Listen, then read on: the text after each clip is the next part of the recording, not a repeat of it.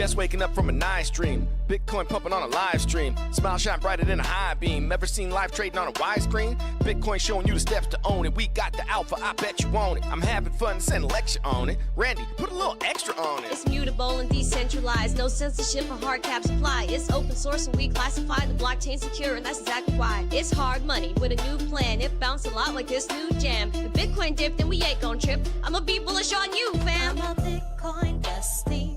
You gotta love it. I'm a Bitcoin bestie. You gotta love it. I'm a Bitcoin bestie. You gotta love it. I'm a Bitcoin bestie. You gotta love it. I'm a Bitcoin bestie. You gotta love it. I'm a Bitcoin bestie. You gotta love it. I'm a Bitcoin bestie. You gotta love it. I'm a Bitcoin bestie. You gotta love it.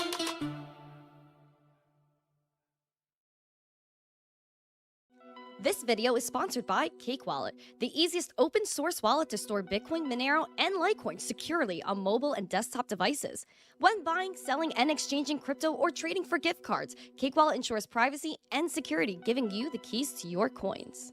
At Vacation Genie, we believe digital currencies are meant to do more than just sit in your wallet. They're meant to take you places. We want to help you step into the future of cryptocurrency spending, as travel is one of the top categories for spending your crypto. It provides you with the best ROI, lasting memories. Make sure to check out Vacation Genie today. Good morning, everyone, and welcome back to the Daily Zest. I'm your host, Randi Hipper, here today on a lovely Friday. And yes, I said Friday because it's time to celebrate that we worked so hard throughout the week to now sit back, relax, and possibly rave in a little while and talk about Bitcoin and cryptocurrency. I'm very excited to be here today. We have a lot of things to discuss, including other countries, which is not really too many other countries. We have Japan, we got Europe, that we're going to talk about, Australia, we're going to chat about as well. The overarching theme of this show today is stable coins, because I was looking through the news and I was like, whoa, all we got going on is stable coins. And South Park is going to be our spotlight today. South Park came after Bitcoin and Donnie T's crypto alignment in their latest episode. I saw some clips this morning. I did not get to watch the episode, but you best believe that's what I'm doing this weekend, is watching that. And then we have your coins to watch. And of course, Jerome Powell is speaking at 10 a.m. It's currently 9:50. So we got 10 more minutes until Jerome Powell goes live. And so if you guys want to watch that, put a 1 or a yes emoji, 2 or no emoji in the chat if you want to watch Jerome Powell. If you do, let me know, and we will play it. So let's get after it, guys. I want to say good morning to you as you say good morning to me, and shout out to our 3 amazing sponsors of the show, including Cake Wallet, Market Cipher. Use code ZESTY for 15% off, and then head over to Vacation Genie and book your cruise with crypto. Oh boy, guys, this morning, as I'm scrolling through the chat right now, this morning, this morning meaning a half hour ago at this point, I went outside because I was like, I got to check something out outside really quick, like a 2-minute walk. Let me go check it out. Sun was shining. It looked beautiful outside. I go and it starts pouring, like literally pouring. So I had to, I was soaked, and I had a different dress on. I had the blue version of this on. But I had to swap outfits, guys, so sorry about that. I'll wear it next week, though. We're going to get after it, guys. Let's do it. We have no Rumble. I know. Rumble, for some reason, did not go live today. So it says the event didn't start on Rumble, and I'm really not sure why. I think I have to reconnect to Rumble after this stream, so sorry for all my Rumblers. Let's see. We got Mama Shadow. We got Dojebowl Brian. Back up. Good morning. We got David Bowles, Jesse, as always. Thank you to Black Hat, Alexandra G, my G with the cutest super chat ever. She knows that's my favorite. I appreciate you. Bullduck Eric, good morning. Welcome to the show, everyone. JC, good morning. Aquarian, guys, please make sure you're sharing this out. If we hit 150 likes, then we will go ahead and give away Bitcoin. If you guys want Bitcoin today, we need 150 likes and a rave. We have to hit 150 likes. Let's see who else we got in the chat. Mike Altman, good morning. Nice to see you. Lasers is in the chat. Mike Volmer, this is for you, friend. I went and got some donkeys this morning. I was there really early too. I think I was there at like 7:30. I'm crazy, dude. I'm out and about. M2, good morning. Joe Harvey's here. Mike Mazzone, Crypto Spacer on X. Keen Bean is here. Ben Spada, Peace is here. Alex Daly, good morning. Poe, good morning. John Legend, Fitz is here. Good morning. All set. Gary Dews, nice to see you. Memes and Justice for us, good morning. Craig Franklin is here. Billy Goat, nice to see you. Simple Jack, nice to see you. X Vendetta, Silverback, good morning. Akuma, nice to see you. Welcome. All right, everyone, let's get it. Let's get it. Vivi Zombies here. French is here. Hello. Hello, my sweet friends. All right, guys. Oh, and we have Uncle Billy here. Good morning, good morning, good morning. All right, guys, let's get busy. We're going to talk about the market recap real quick. There's red. Oh, wait, hold on. My bad. Friends, there is a members only after show after the show. And so if you guys want to be part of that, please go ahead and become a member of the channel and connect your YouTube account to Discord. I will see you guys in there after this. Morpho and Lido seem to be the big gainers today. Maker, one of the biggest losers besides OKB and Pump.Fun. Looking over here at Bitcoin, it seems like we are trying to find footing around this 112, which again is the previous all-time high. So we keep returning to those highs. So there you go. 112 is what we need to hold. Again, bearish level to watch besides 109 is really 106, guys. 106K, that's what I need. Bell Miner, a member for 19 months, GM. 106K is your ideal bearish scenario, and I'm going to stick to it, friends. I'm going to stick to it. And if Bitcoin actually goes down to 106, hold support, and comes back up, just remember me, guys. Just remember me and my hope for Bitcoin. I really don't want to see below 100K again.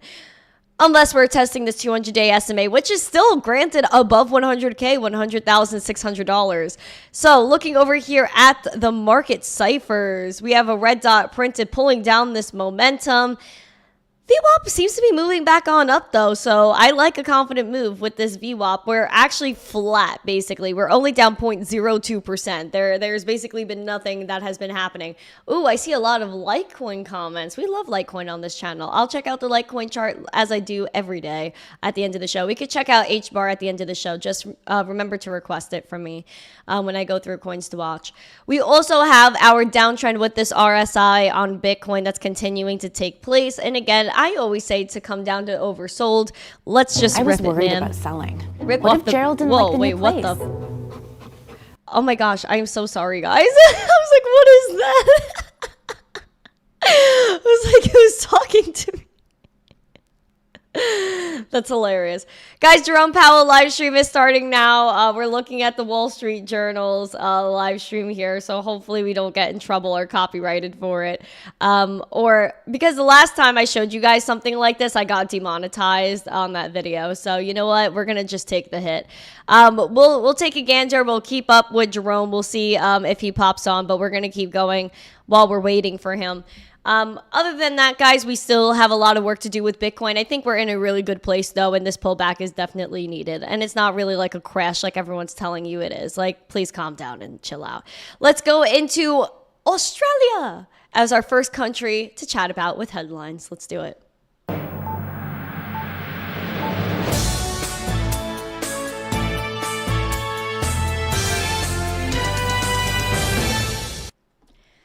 Binance Australia is getting audited. What's happening? Seems to be some sus activity, or Australia is just being Australia. Either one. Apparently, there are serious concerns with Binance. They have been directed to appoint an external auditor by the country's AML regulator. The Australian Transaction Reports and Analysis Center, AUSTRAC, said it had identified serious concerns with the exchange's AML and CTF controls, counter-terrorism financing controls. They had 28 days to nominate external auditors for AUSTRAC's consideration. They flagged concerns about their AML CTF governance based on its high staff turnover and lack of local technical resourcing, and senior manager oversight. So apparently they're saying Binance isn't transparent. It's sus how many people are coming and going from the company. So let's see what happens. I think Binance is obviously going to come out on top. I really don't see a reason why not. We have a goal, guys. I didn't even get to the subscriber goal, 23,100. That's the goal, 20 more. Let's hope we could do that today. We are still waiting for Jerome Powell to go live. So we are going to jump back into the United States,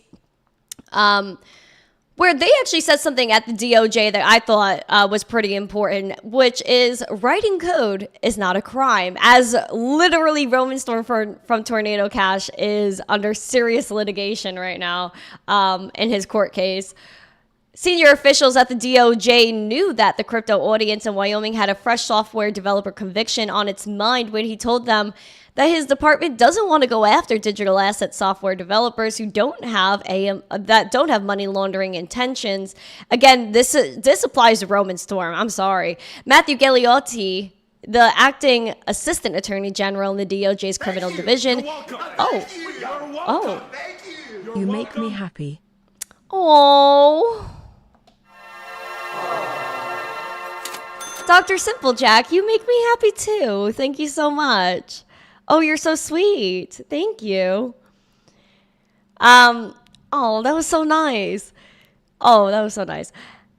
Matthew says the department will not use federal criminal statutes to fashion a new regulatory regime over the digital asset industry. He says the department will not use indictments as a lawmaking tool. The department should not leave innovators guessing as to what could lead to criminal prosecution.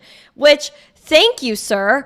Like, you're finally telling us, you know what? Clarity. Oh, wow. That is a whole new idea that we never thought of in this industry. At least the DOJ is being honest, though. So as long as you're not intending for anything bad to happen, then you should be fine, which is what Roman Storm and people from Samurai Wallet, all these people should just be let go at this point, especially because the DOJ is saying that they're basically hands off with this now. Hold on.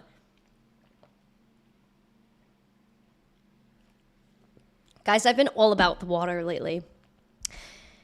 As the Pennsylvania lawmaker has come forward and said, you know what, let's ban public officials from trading crypto. Oh, Uncle Billy with 20 memberships. Pong. Thank you. Guys, please take your memberships, press the allow gift button, and add yourself to the Discord. I wish they would take this mentality to the insider trading of stocks, but, you know, whatever. Ben Waxman, a Dem, representing District 182 in Pennsylvania's House of Representatives, introduced legislation to prohibit elected officials from profiting off crypto while in office. He introduced HB 1812 on Wednesday with 8 Dem co-sponsors in response to what he calls corruption by Donnie T. The Pennsylvania lawmaker accused Donnie T of financially benefiting from crypto projects like his official meme coin and pushing policies to roll back federal oversight in crypto markets, shielding these schemes from scrutiny. He says in Pennsylvania, no public officials should be allowed to use their office to enrich themselves through crypto schemes. That's why I'm introducing legislation to prohibit elected officials from profiting off crypto while in office. It includes launching, promoting, or trading in coins where they had a personal financial interest. So basically what they're saying here is that that Donnie T and his family use their campaign and their power as the presidential family to go ahead and profit off of crypto, which again, like, you know, you could debate that, but you just cannot debate the amount of insider trading within our government and people that are in the Senate, in Congress, who, and overall any regulator that insider trades and trades the stocks in which they are regulating. So let's focus on TradFi first before you come after crypto yet again. There should, bottom line, be no conflict of interest, though. That I kind of do agree with. But include trading of stocks first. Handle the primary bad thing, which is insider trading of stocks. Billy, ask not what Randy can do for you. Ask what you can do for Randy. You're so funny, dude. Thank you. All right, let's continue going here. This is also really important before we get into all the stablecoin stuff. I'm currently keeping my eye on Jerome Powell, guys. So if you guys want to watch Jerome Powell, please stick around. Over here, we have the House putting CBDC ban to them and adding it to the massive defense policy bill, which is big because this is big. Like, I can't explain to you how significant the CBDC Anti-Surveillance State Act is. Like, we should never, ever, ever have a CBDC in the United States. Over here, it says the U.S. House added a provision banning the Federal Reserve from issuing a CBDC in an almost 1,300-page bill setting the country's defense policy for the 2026 fiscal year.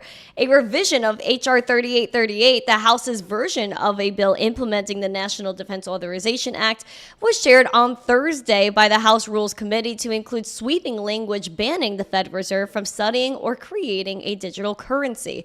The House passed a similar Republican-backed bill, the Anti-CBDC Surveillance State Act, in July with the slim vote of 219 to 210, which now has an uncertain future in the Senate. Why in the world does this have an uncertain future in the Senate? The Senate needs to get their absolute together, okay? Okay, they need to get it together because it's that. No. The National Defense Authorization Act and related appropriation bills are seen as must-pass national security legislation as they outline how the military will be funded and how it will spend its budget. We need to ban CBDCs, and they did promise to put it in the military spending bill. But why does it have anything to do with military spending? I'm sorry. We should never, ever be able to even debate whether CBDCs are allowed in the United States. It's just simply embarrassing. And I think we need to lead the world. And it seems like already we're leading the world in sort of this freedom mindset because in Europe, they're all about CBDCs, the digital euro. And this is where I really just don't believe them. And it hurts my heart, to be quite honest with you, because the EU, they have been ready for the digital euro for years on the retail level, on the wholesale level. They're ready for that. But then they go and put headlines out here like this one that apparently the Genius Act in the United States is making the EU rethink and they might not have their digital euro CBDC. It's all absolute BS. Of course they're going to want a CBDC. That's all they want because what do they want? Power. The President of the ECB, the European Central Bank, Christine Lagarde, what is she all about? Oh, if you are spending X amount of money, then you're on the gray market. And if we don't like what you're buying, you're going to get arrested. What? What? Do you think Christine Lagarde, President of the ECB, is going to have her carbon footprint tracked? Do you think she's going to have her private jets taken away? No. But, of course, the citizens have to pay the consequences. But the 1% just get to chill and do whatever they want. Typical. They are apparently rethinking their digital euro strategy. European policymakers are discussing ramping up efforts to introduce a digital euro as the U.S.'s new stablecoin law intensifies pressure on the bloc to keep up the pace in the fast-moving world of digital money. So, going on here, in a notable shift, officials are now weighing whether to launch the central bank digital currency on public blockchains like Ether, Solana, rather than private infrastructure previously envisioned. Again, they're trying to go the stablecoin route, but it's not going to work, and we do not want CBDCs regardless if it's on public blockchains like Ether, Solana. Granted, it makes it better that it's public, but that is not the case whatsoever because, again, it all comes down to control. The censorship is still there. Even though the transactions may be public, does it stop them from saying we don't like you and we're going to black you out from this entire financial system and starve you out because we don't like you and your opinions? Pfft, ridiculous. Blasphemy. And so they even say in this article that they've been leaning towards a private, centrally controlled system. But sources say that because of the Genius Act, they shifted the conversation. I'm going to say it's still absolute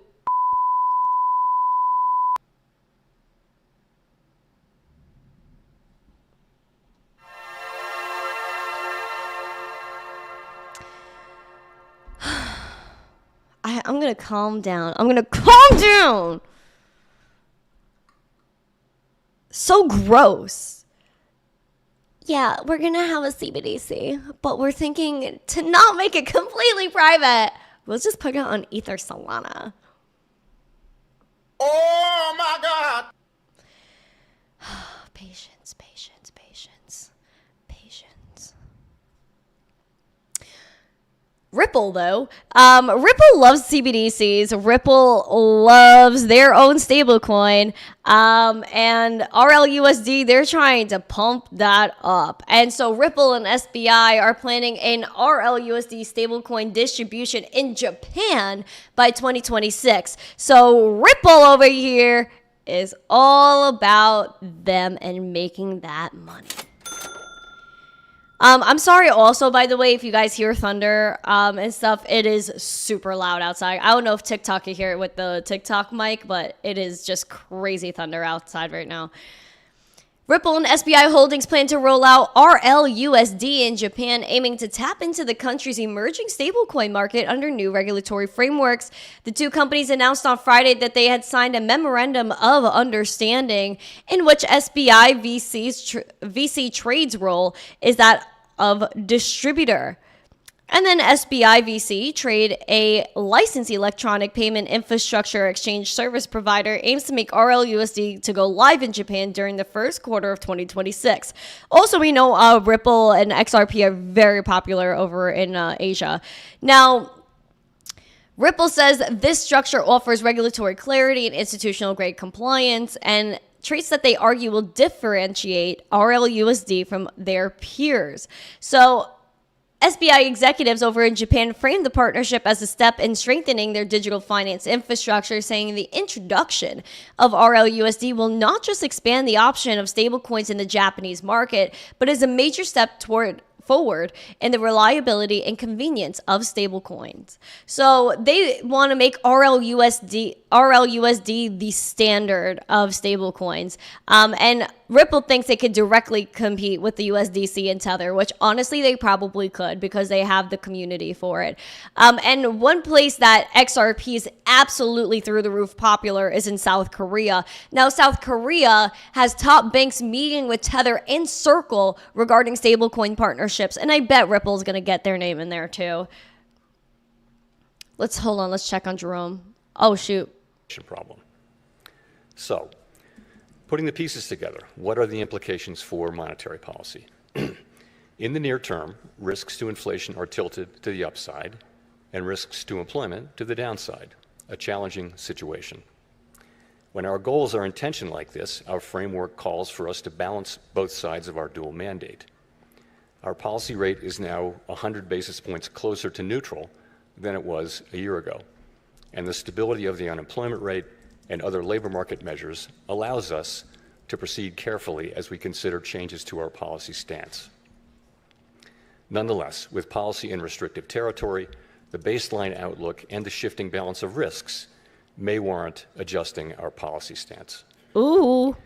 Monetary policy is not on a preset course. FOMC members will make these decisions based solely on their assessment of the data and its implications for the economic outlook and the balance of risks. We will never deviate from that approach. So, turning then to my second topic. Our monetary policy Imagine being is built on the unchanging foundation of our mandate from Congress to foster maximum employment and stable prices for the American people. We remain fully committed to fulfilling our statutory mandate, and the revisions to our framework will support that mission across a broad range of economic conditions. Our revised statement on longer-run goals and monetary policy strategy, which we refer to as our consensus statement to save time, describes how we pursue our dual mandate goals. It is designed to give the public a clear sense of how we think about monetary policy, and that understanding is important both for transparency and accountability, and for making monetary policy more effective. The changes we made in this review are a natural progression grounded in our ever What? What happened? Whoa, what did they do? public review of our framework, which we conduct at 5-year intervals. This year's review included 3 elements: Fed Listens events at reserve banks around the country, a flagship research conference, and policymaker discussions and deliberations supported by staff analysis at a series of FOMC meetings. In approaching this year's review, a key objective has been to make sure that our framework is suitable across a broad range of economic conditions. At the same time, the framework needs to evolve with changes in the structure of the economy and our understanding of those changes. Get to the point, The Great Depression Chappelle. presented different challenges from those of the Great Inflation and the Great Moderation, which in turn are different from the ones we face today. At the time of the last review, we were living in a new normal, characterized by the proximity of interest rates to the effective lower bound, or ELB, along with low growth, low inflation, and a very flat Phillips curve, meaning that inflation was not very responsive to slack in the economy. To me, a statistic that captures that era is that our policy rate was stuck at the ELB for 7 long years following the onset of the global financial crisis in late 2008. We're pumping, guys. Many here will recall the sluggish growth and painfully slow recovery of that era. It appeared highly likely that if the economy experienced even a mild downturn, our policy rate would be back at the ELB very quickly, probably for another extended period. Inflation and inflation expectations could then decline in a weak economy, raising real interest rates as nominal rates were pinned near zero. Higher real rates would further weigh on job growth and reinforce the downward pressure on inflation and inflation expectations, triggering an adverse dynamic. The economic conditions that brought the policy rate to the ELB and drove the 2020 framework changes were thought to be rooted in slow-moving. I'm sorry, guys, but like Gen Z is gonna like never pay attention to things like this because the attention span we have is so non-existent. This is so, like, please get to the point, sir. That had become increasingly prominent over the preceding 2 decades. We emphasized the importance of anchored inflation, longer-term inflation expectations to support both our price stability and maximum employment goals. Drawing on an extensive literature on strategies to mitigate risks associated with the ELB, we adopted flexible average inflation targeting, a make-up strategy to ensure that inflation expectations would remain well anchored even with the ELB constraint. In particular, we said that following periods when inflation had been running persistently above 2%, appropriate monetary policy would likely aim to achieve inflation moderately above 2% for some time. In the event, rather than low inflation in the ELB, the post-pandemic reopening brought the highest inflation in 40 years to economies around the world. Sir, we're not in 2020. Like Please most talk other about central banks and 2025. private sector analysts, through year-end 2021, we thought that inflation would subside fairly quickly without a sharp tightening in our policy stance, as this slide will show.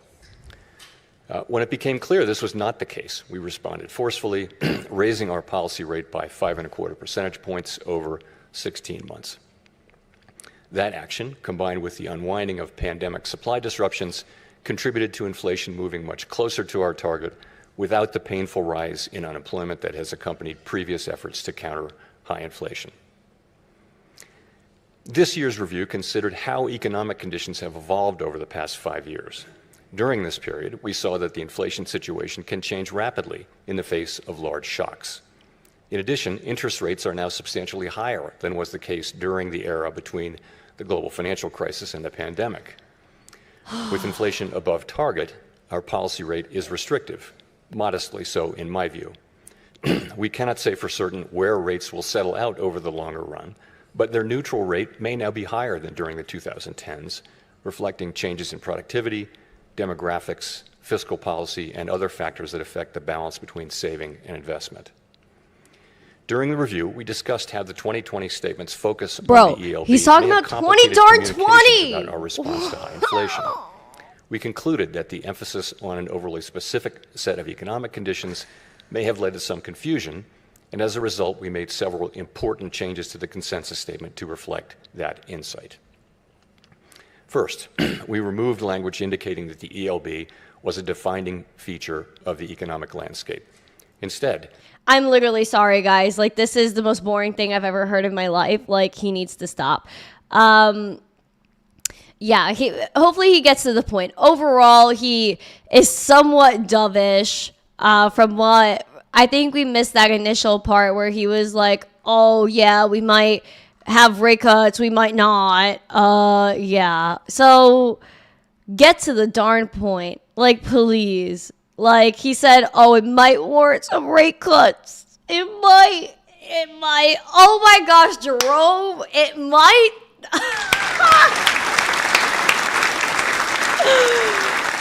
Oh my word, guys. Wow, we might have rate. I throw my hands up in the air. Let's all go home. Wrap it up. Jerome Powell said we might have rate cuts. Mind freaking blowing. Mind blowing. Let's hear what else. In bringing down inflation without a sharp increase in unemployment. Anchored expectations promote the return of inflation to target when adverse shocks drive inflation higher, and limit the risk of deflation when the economy weakens. Further, they allow monetary policy to support maximum employment in economic downturns without compromising price stability. Our revised statement emphasizes our commitment to act forcefully to ensure that longer-term inflation expectations remain well anchored to the benefit of both sides of our dual mandate. It also notes that price stability is essential for a sound and stable economy and supports the well-being of all Americans. This theme came through loud and clear at our Fed Listens events.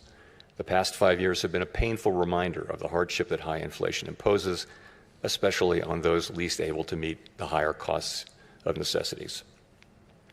Third, our 2020 statement said that we would mitigate shortfalls. Oh my word. Okay, I'm over you, Jerome. Listen, guys, Bitcoin is pumping though. We were just over 115K. We hit a high of around 115.8. So listen, the levels are clear, which is you will ideally want to hold 112. Bullishly, you want to return to 117.5. So let's aim for 117.5. I do want to see, guys, 150 likes. Let's see 150 likes here. We only have 69 likes. Oh, freaking boy. Guys, let's get 31 more likes, pretty please. Let's continue getting after it.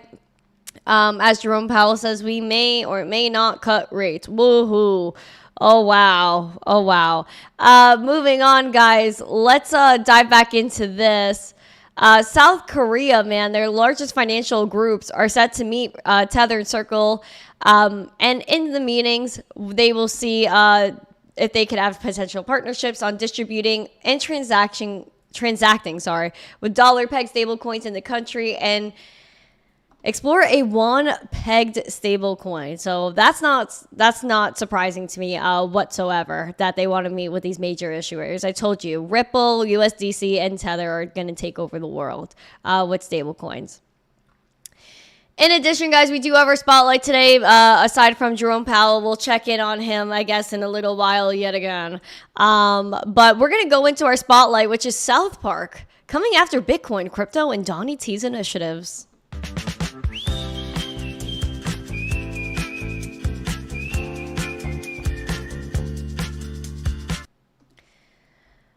The animated comedy series South Park mocked Donnie T in his latest episode, aired on Wednesday, coming after his ties to crypto. I'm telling you guys this. I was actually dying. It's David Sachs with Towley. Like, this was actually way too good. I freaking love Towley, by the way. And David Sachs goes, LOL.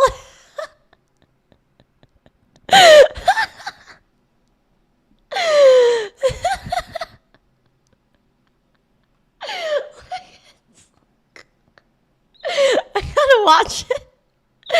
I can't wait to watch this. Hopefully I have some time today. But this is an episode titled Sycophancy, depicting scenes showing parodied versions of tech executives wanting to curry favor with Donnie T by lining up to give him gifts and shower him with praise. And in two scenes, what appeared to be the depictions of Microsoft CEO and venture capitalist David Sachs, they were lining up to gift Bitcoin to Trump. They also came after AI with a character pivoting from his cannabis farm to an AI startup after an ICE raid came to arrest his workers.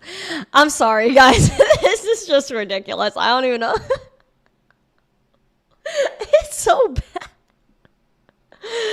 honestly, like, America is it's such a wild place. It's such a wild place. South Park is like, I don't know if they're right or left. I don't know what goes on with South Park, but they are so unhinged. And a lot of the time, like, they are just so on point with what they're doing. And, oh my gosh. Like, I just think it's wild that this show, like, they're outwardly mocking our president. That I think doesn't look good for America. In all honesty, but South Park is so wild. So unhinged. They've said in the past, like, you know, Bitcoin's a Ponzi. I would play this clip, but I would probably get copyrighted. In an episode 2022, they ridiculed Matt Damon's promotion for crypto.com, and then in 2021 joked that a character had the power to convince people that NFTs were a viable investment. And then they also came after Bitcoin. Even I think it was Family Guy that was talking about Bitcoin and ETH ones. That, like, I think it was Stewie. The character Stewie from Family Guy was in a therapy session, and the therapist was like, "Well, I just like traded my Bitcoin and ETH. No, it's going up. No, it's going down." Oh my gosh, actually hysterical. See, I'm actually crying laughing. You can see the makeup under my eye right now. It's so freaking funny. Oh my gosh, I can't. Like, South Park is on something else, dude. Absolutely something else. Oh my gosh. I'm so sorry. That was so funny. Oh, Jerome Powell's gone now. I went to go check in on him. He's gone. So Jerome Powell has concluded, guys. That was our spotlight today. I just did that for some comedic value. I actually just started losing it when I saw this morning. It's like, what's happening in America, man? Like, it's just stupid. Oh my gosh. Okay, guys. Let's go into your gainers and your losers. Your coins to watch.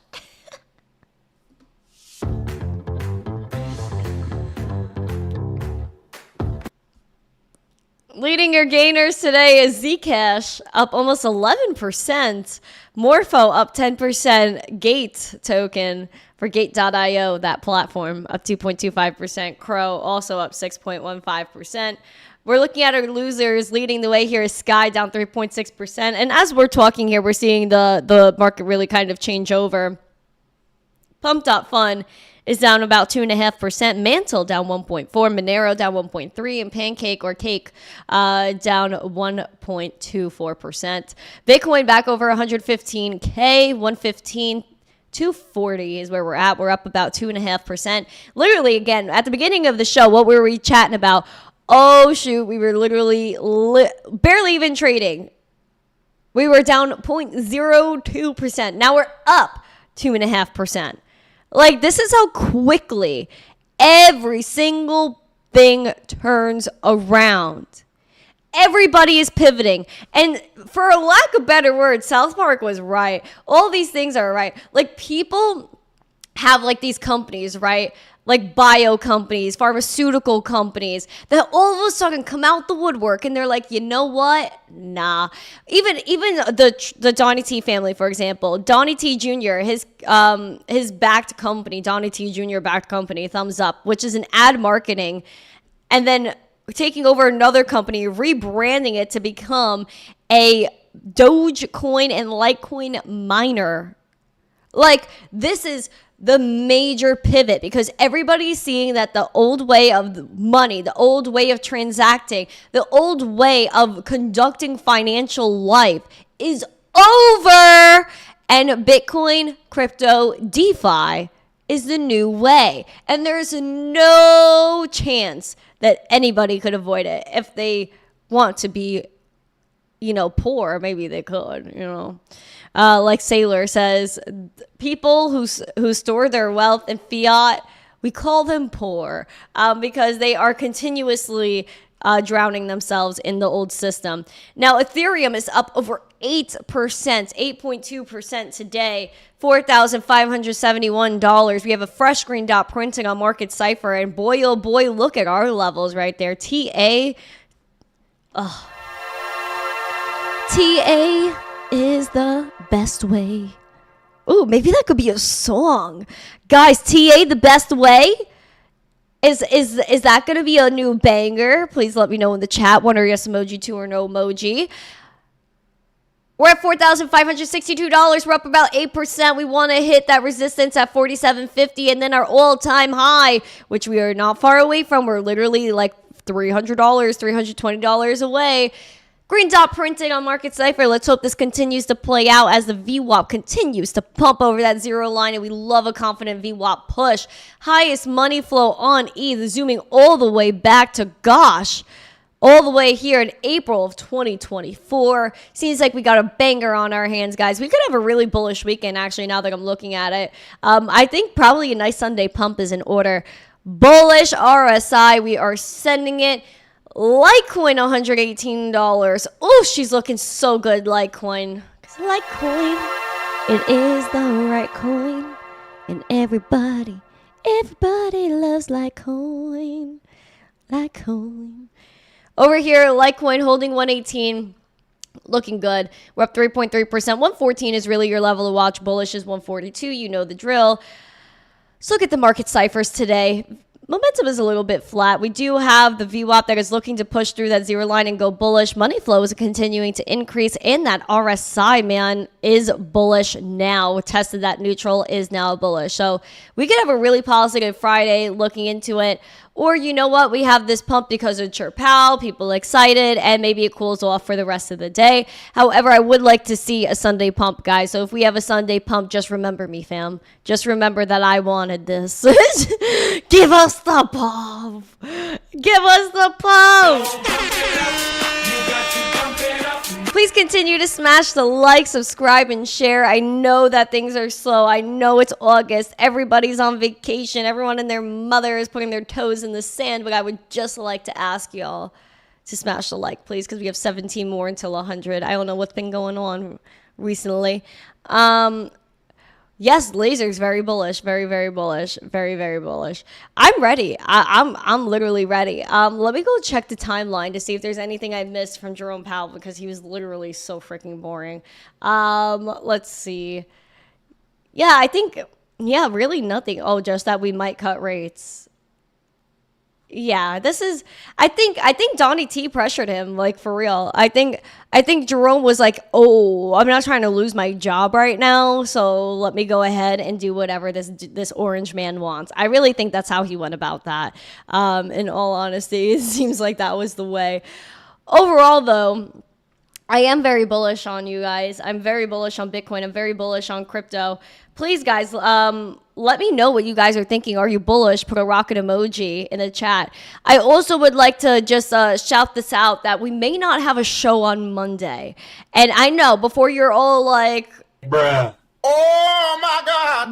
Let me just explain here, because ultimately, I have some stuff to do to benefit my content, my friends, for you guys. And so Sunday, I'm driving out to Orlando and staying there overnight because Monday, I'm going to have a photo shoot.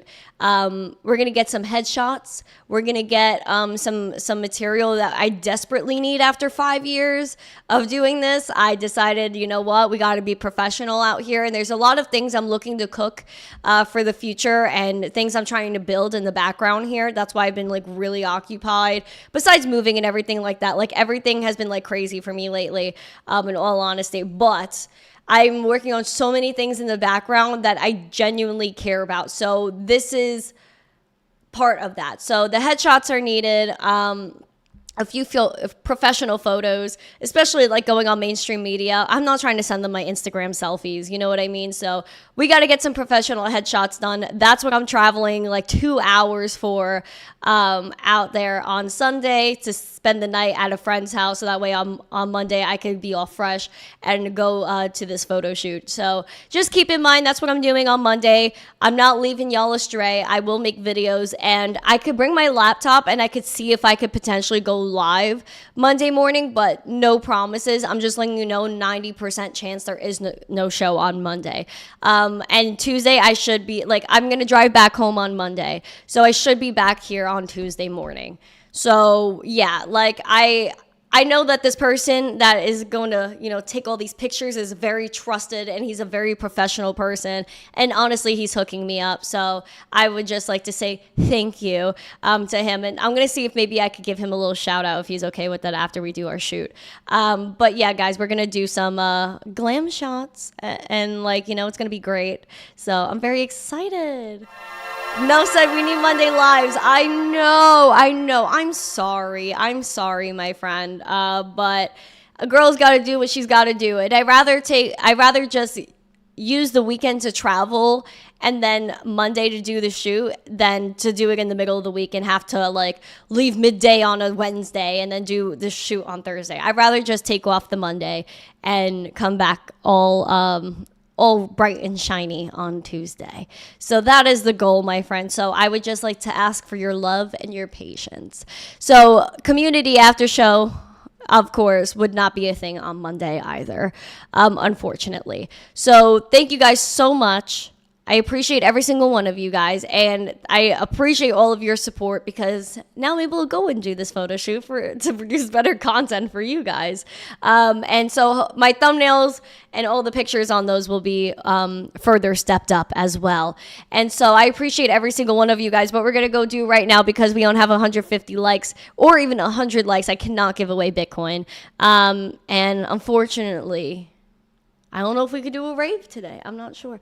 But we do have to get into the after show because I've been holding you guys for super long. Patience not in my book. It's okay, guys. It's okay. Don't worry about it. But yeah, I will be here. Oh, I just got an interesting message. But yeah, I was on Newsmax yesterday. I'm going to work on getting that clip for you guys too. So hopefully I'm going to reach out to them now and see if I could get it. And then if you guys see the clip from Newsmax, please like it and share it.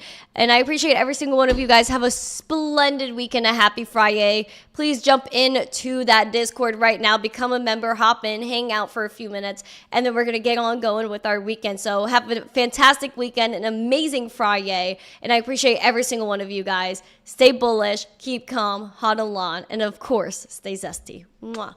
Peace.